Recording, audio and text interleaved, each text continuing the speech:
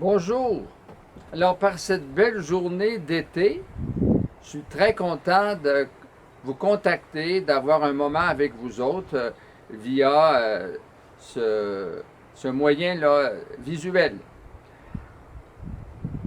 Nous avons, d'abord, l'été est commencé, et puis je vous dis aussi que les derniers jours, j'ai travaillé la terre, j'ai commencé même à semer le jardin.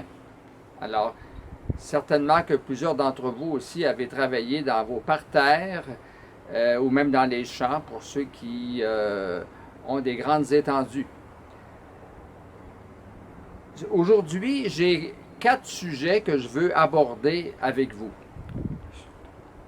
Alors, le premier sujet, c'est un projet de partage de la parole de Dieu en petits groupes virtuels.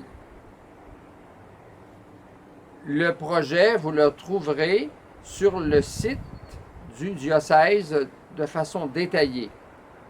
Donc, il s'agit au moyen de techniques de former un groupe entre 4 et 8 à 10 personnes, mais vraiment pas plus que 10, 8 même, c'est déjà beaucoup.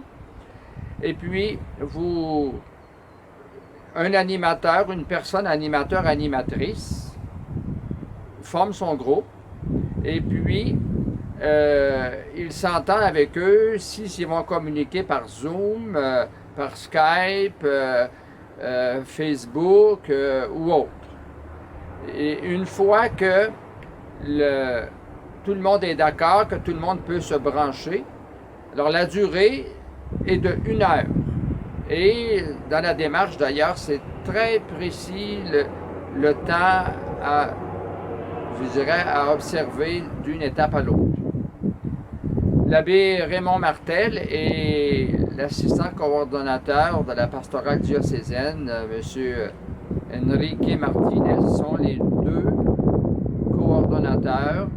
Si des gens parmi vous prenaient l'initiative de former un groupe, ce serait souhaitable, même on vous demande de communiquer avec l'un d'eux, soit par un petit courriel ou le téléphone. Donc, ça, c'est le premier sujet que je voulais aborder. C'est très important de briser l'isolement. C'est l'objectif de ça, de ces groupes virtuels, partager l'évangile du dimanche. C'est l'évangile du dimanche qu'on partage. Alors, c'est de faire en sorte que non seulement on lit le texte et on se nourrit personnellement, mais aussi on ouvre et on fait circuler la parole, puis en même temps, de la dimension individuelle, on favorise la dimension communautaire. Le deuxième sujet, c'est à quand la reprise des célébrations dans nos églises? Bon, alors il n'y a pas de date encore de fixée. Cependant, je peux vous dire que ça se prépare. Cette semaine qui termine, nous avons eu à chaque jour des nouvelles de notre premier ministre, M. Legault, avec son équipe, où il y avait des nouvelles informations concernant le déconfinement. Maintenant, c'est possible de se rassembler à l'extérieur, 10 personnes, 3 familles, et puis on sait que ça va, je dirais, évoluer encore. On sait aussi que les salons de coiffure et les bureaux de dentistes et autres soins personnels, hygiéniques, vont reprendre à partir du 1er juin. Et tout ça ne recommence pas comme on a laissé avant. Alors, il y a des mesures d'hygiène très précises, très fortes. Alors, quand on va recommencer, nous aussi, soit pour des funérailles à l'église ou encore des Eucharisties, il faut s'attendre à ce que on ait à mettre en pratique des mesures d'hygiène.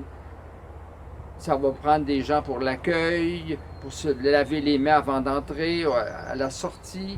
Ça va prendre d'autres personnes pour préparer tout. Alors déjà, vous pouvez dans les paroisses ramasser des noms de bénévoles. Ça va déjà être un pas de fait pour le futur prochain.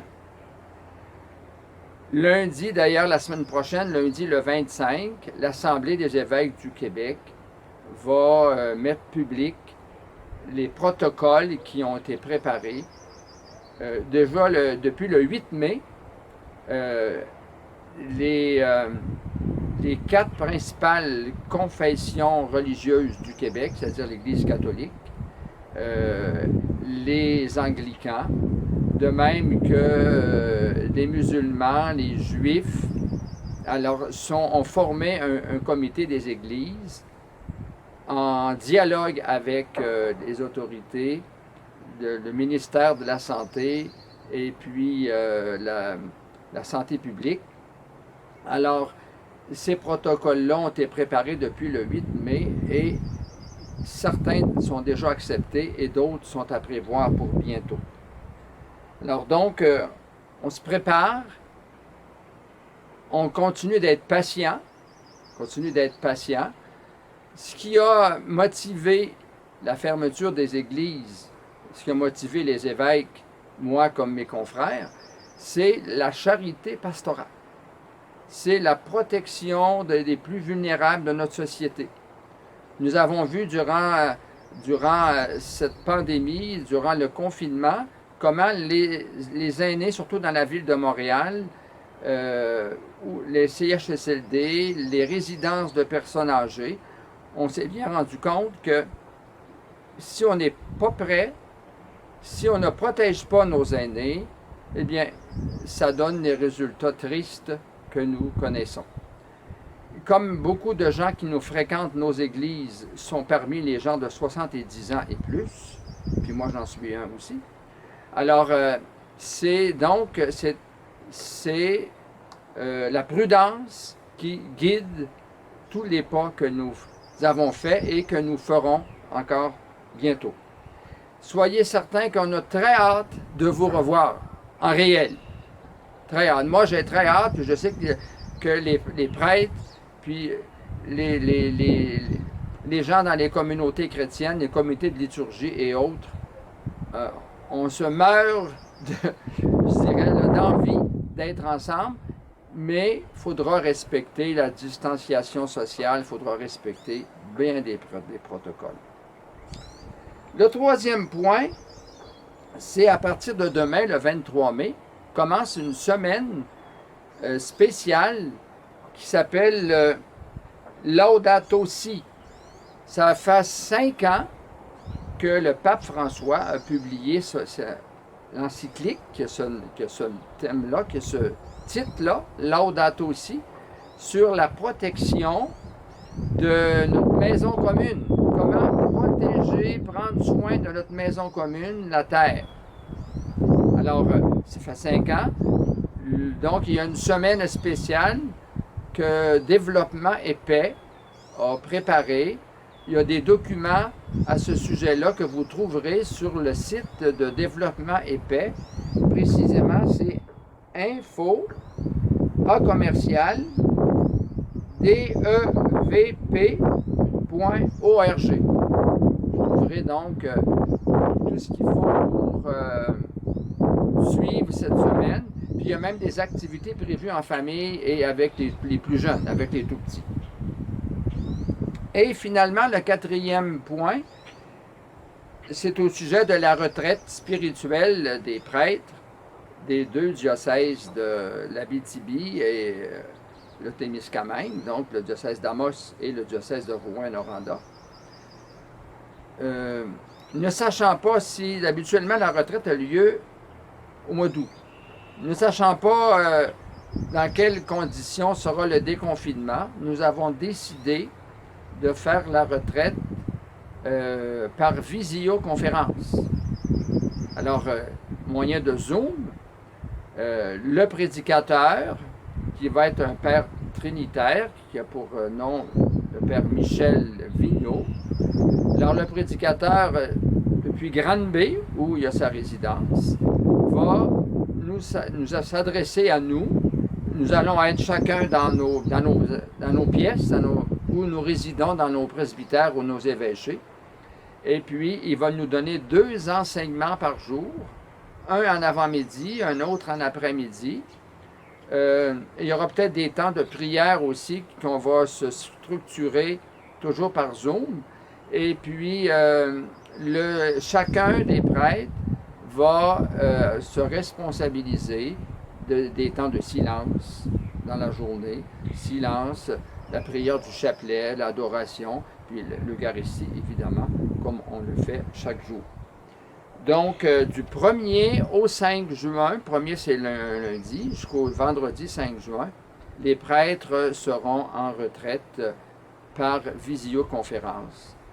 Et donc, je vous demande déjà de porter dans la prière cette semaine très spéciale. Et nous aussi, évidemment, notre cœur va être ouvert pour accueillir les grâces du Seigneur, mais aussi pour présenter au Seigneur qui vous êtes, vos familles, votre vécu, etc. Donc, ça termine pour aujourd'hui ce que je voulais vous dire. Vous aurez donc, à partir de la semaine prochaine, sur le site du diocèse, lorsque les protocoles seront officiels pour la reprise, vous les trouverez aussi également sur le site du diocèse. Je vous invite à profiter du beau temps. Soyez prudents, soyez obéissants aux consignes de la santé publique, et puis, mais soyez heureux. Et avec l'abbé Raymond Martel, je vous dis, nous vous aimons. À bientôt.